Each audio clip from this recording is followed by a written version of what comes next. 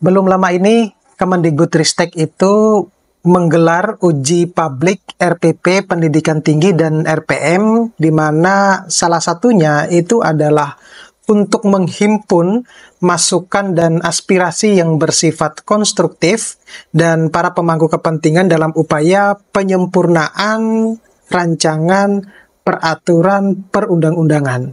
Mau tahu informasinya lebih jelas seperti apa? Tetap stay tune di channel saya. Kita bahas ini lebih dalam.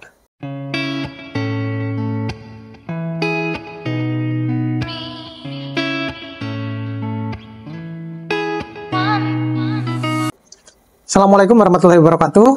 Jadi Bapak Ibu, beberapa hari kemarin ya Kemendikbudristek itu telah menggelar uji publik RPP Pendidikan Tinggi dan RPM dosen ya, di mana ini akan menghimpun masukan-masukan dan aspirasi yang bersifat konstruktif. Nah, jadi Kementerian Pendidikan dan Kebudayaan Teknologi itu melalui Biro Hukum Sekretariat Jenderal mengadakan uji publik terkait dengan rancangan peraturan pemerintah atau yang disingkat dengan RPP tentang penyelenggaraan pendidikan tinggi dan rancangan peraturan menteri ya, atau yang disingkat dengan RPM tentang profesi sekaligus juga karir dan penghasilan dosen gitu. Jadi kalau di video saya sebelumnya saya sudah menyampaikan ya, ini berdasarkan dari hasil yang saya dengar di sosialisasi bahwa ada yang namanya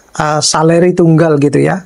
Gitu. Jadi tidak ada lagi ucuk-ucuk ada tunjangan dan lain-lainnya gitu. Nah, kegiatan ini sebenarnya itu sebagai langkah Kemendikbudristek itu menghimpun masukan dan aspirasi yang bersifat konstruktif dari pemangku kepentingan dan upaya menyempurnakan rancangan peraturan perundang-undangan. Selain itu, dalam pemaparan tersebut itu disampaikan bahwa pembentukan RPP dan RPM itu tersebut itu dilatar belakangi oleh 3 hal. Yang pertama itu adalah penyelarasan 6 peraturan pemerintah yang merupakan peraturan pelaksanaan Undang-Undang Nomor 20 Tahun 2003 tentang Sistem Pendidikan Nasional atau Undang-Undang Sisdiknas. Kemudian ada Undang-Undang Nomor 14 Tahun 2005 tentang guru dan dosen, dan Undang-Undang Nomor 12 Tahun 12 tentang pendidikan tinggi atau Undang-Undang Dikti. Yang kedua itu adanya penyelarasan 10 peraturan menteri yang merupakan peraturan pelaksanaan Undang-Undang Guru dan Dosen, Undang-Undang Dikti, dan peraturan pemerintah nomor 37 tahun 2009 mengenai dosen ya, atau yang disingkat dengan PP dosen, peraturan pemerintah dosen ya, atau peraturan ya pemerintah nomor sekian, nomor 37 itu.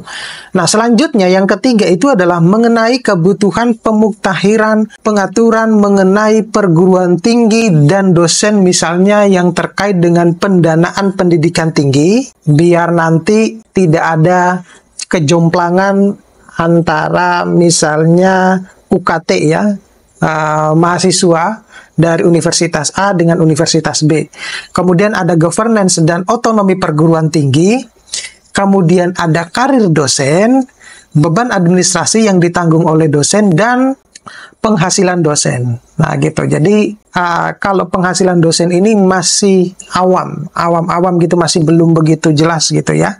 Nah, penyelarasan peraturan ini itu dilakukan menyesuaikan dengan kebutuhan dan dinamika perubahan yang ada di perguruan tinggi saat ini. Jadi kalau kita melihat ya, mengacu kepada aturan-aturan yang sudah ada, contohnya misalnya kenaikan jabatan akademik dosen itu dilakukan setiap 2 tahun sekali. Nah, menurut saya itu sudah tidak relevan dengan zaman sekarang ya. Kenapa demikian? Karena zaman sudah berubah dan semakin banyak dosen-dosen yang paham tentang teknologi dan lebih produktif, sehingga mereka-mereka ini dosen-dosen tersebut itu semestinya diberikan kesempatan atau ada skema aturan yang 1 tahun itu kita sudah boleh mengajukan ya kenaikan jabatan akademik lagi ke tingkatan yang lebih tinggi dari sebelumnya. Kemudian skema loncat jabatan yang banyak sekali dipertanyakan oleh dosen-dosen dalam hal ini adalah kenapa kok ketika muncul peraturan masa peralihan itu tidak sekaligus dibahas dengan skema loncat jabatan seperti yang telah disampaikan oleh narasumber yang saya yakin itu adalah narasumber dari Kemendikbud. Di beberapa kesempatan sosialisasi menyebutkan bahwa ada skema loncat jabatan. Dan kalau kita mengacu kepada POPAK 2019, di situ ada skema loncat jabatan. Kenapa kok justru pada dokumen karir dosen yang baru-baru ini beredar ya di per Mei itu nomor 209, itu kenapa kok tidak sekaligus dibahas terkait dengan skema loncat jabatan? Nah, dalam kesempatan yang sama, Direktur Jenderal Pendidikan Vokasi itu menyampaikan bahwa RPP dan RPM yang disusun ini harus dapat menjadi pedoman bagi semua perguruan tinggi, baik yang berada di bawah Kemendikbud, kemudian Kementerian Agama, dan perguruan tinggi kementerian atau lembaga. Dalam hal ini, Kemendikbud itu berharap dengan adanya uji publik ini, Kemendikbudristek itu dapat memperoleh masukan yang lebih konkret dari para pakar pendidikan, sehingga RPP dan RPM yang saat ini disusun bisa menghasilkan peraturan yang relevan bagi seluruh pemangku kepentingan. Nah, tentunya Kemendikbud itu menyadari bahwa keberagaman perguruan tinggi saat ini yang semakin beragam, itu semuanya harus ada masukan di RPP-nya ini. Ya, jadi jika Bapak Ibu itu ada pemikiran ke arah yang lebih konkret, itu akan sangat baik sebagai masukan untuk Kemendikbudristek. Nah, substansi perubahan pengaturan RPP ini, pendidikan tinggi dan RPM dosen itu telah juga dibahas, di mana terdapat beberapa substansi perubahan pengaturan yang ada dalam RPP pendidikan tinggi dan RPP dosen. Yang pertama itu adalah substansi perubahan pengaturan terkait dengan tanggung jawab, kemudian tugas, wewenang yang menegaskan pembagian tugas antara Menteri Pendidikan, kemudian Menteri Kebudayaan Riset dan Teknologi, dan Menteri Agama. Kemudian yang kedua itu adalah substansi perubahan pengaturan yang ada di perguruan tinggi negeri dan yang meliputi misalnya penyederhanaan birokrasi terkait dengan PTN, itu yang pertama. Kemudian yang kedua itu adalah penegasan otonomi perguruan tinggi negeri, dan yang ketiga itu adalah peningkatan pendanaan PTN. Nah, kemudian substansi yang ketiga itu adalah perubahan pengaturan terkait dengan perguruan tinggi negeri badan hukum atau PTNBH yang meliputi: satu, mengakomodasi kebutuhan pengaturan pembentukan PTNBH dari PTS serta pendirian PTNBH baru. Yang kedua, itu pemuktahiran pengaturan governance PTNBH. Yang ketiga itu adalah peningkatan pendanaan PTNBH. Dan yang keempat itu adalah peningkatan otonomi dalam penugasan kekayaan dan pendanaan PTNBH. Nah, yang keempat, substansi yang keempat itu adalah perubahan peraturan terkait dengan perguruan tinggi swasta yang meliputi: satu, pemuktahiran pengaturan governance PTS. Yang kedua itu adalah pengaturan lebih jelas tentang dana abadi badan penyelenggara. Yang ketiga itu adalah bantuan dari pemerintah lebih berorientasi pada luaran, contohnya adalah luaran penelitian kerjasama dengan industri.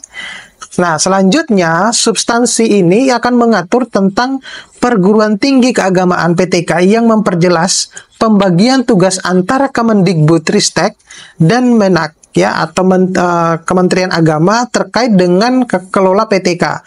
Yang terakhir, substansi perubahan pengaturan yang terdapat dalam RPM dosen yang meliputi penyederhanaan pengaturan terkait dengan pengangkatan dan sertifikasi dosen. Yang kedua itu adalah peningkatan otonomi perguruan tinggi terkait dengan karir dosen. Yang keempat, perlindungan hak ketenagakerjaan dosen. Yang keempat itu adalah beberapa perubahan pengaturan lainnya seperti kode etik dosen, penugasan dan ASN pada PTS, prosedur pengangkatan profesor kehormatan, inspansing, dan tunjangan dosen. Kemudian, Kepala Biro Hukum Kemendikbud itu mengungkapkan bahwa uji publik terkait dengan RPP dan RPM ini sudah keempat kalinya ya dilaksanakan. Setelah sebelumnya dilakukan pertama di Bali, kemudian di Jogja, dan yang ketiga itu di Medan. Nah, kemudian selain itu Kepala Biro Hukum Kemendikbud itu menyampaikan bahwa terima kasih kepada seluruh pihak yang telah memberikan masukan ya terhadap kegiatan-kegiatan melalui uji publik yang terakhir, dan tidak ada yang krusial lagi gitu. Jadi ini tentunya menjadi nilai positif. Harapan kita adalah dengan adanya masukan-masukan tersebut, nah kemudian terutama peraturan-peraturan yang selama ini menjadi beban dari dosen itu bisa segera teratasi. Terima kasih. Kita ketemu pada video-video berikutnya. Mudah-mudahan ini bisa bermanfaat. Saya akhiri. Assalamualaikum warahmatullahi wabarakatuh.